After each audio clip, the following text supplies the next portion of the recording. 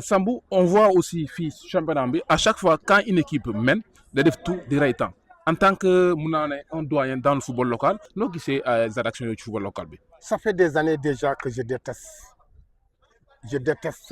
cet état de fait. Pour moi, dans le football sénégalais, que ça soit en Ligue 2 ou en Ligue 1, on ne joue pas 90 minutes. Parce que dès que l'équipe mène, c'est fini. Joueurs commencent à têter, ils commencent à rey temps. Les arbitres, malheureusement, on les emballe dans ce jeu-là. Ils ne prennent pas les décisions qu'il faut. Et du coup, on perd du temps. Et c'est pourquoi d'ailleurs, loolu dafay répercuter un peu sur une performance au niveau continental. Boo xoolee au niveau continental depuis quelques années dañuy dem ñëwaat. Et c'est dû beaucoup à ça parce que on ne joue pas assez. On ne joue pas assez chez nous. Il n'y a pas cette intensité dans le jeu.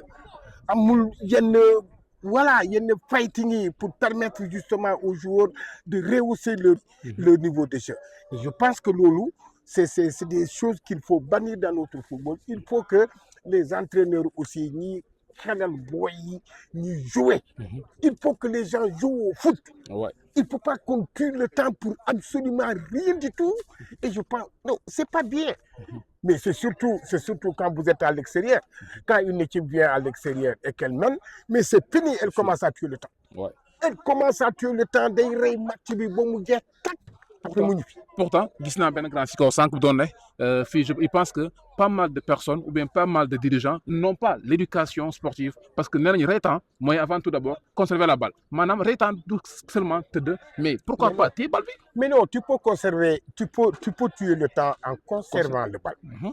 Dès que tu conserves le ballon, déjà tu fais courir l'adversaire, mais si l'adversaire vient vers une agressivité, mais tu cherches le coup franc. Bon, tu es coup franc, tu as encore du temps.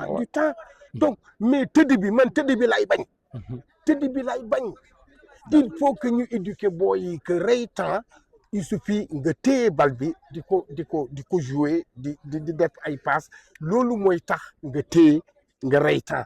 Mais nekk di def li ñuy defee nii di rey temps booy tëdd rek. Ça vraiment loolu moom jëmul kër quoi et ça je le déteste.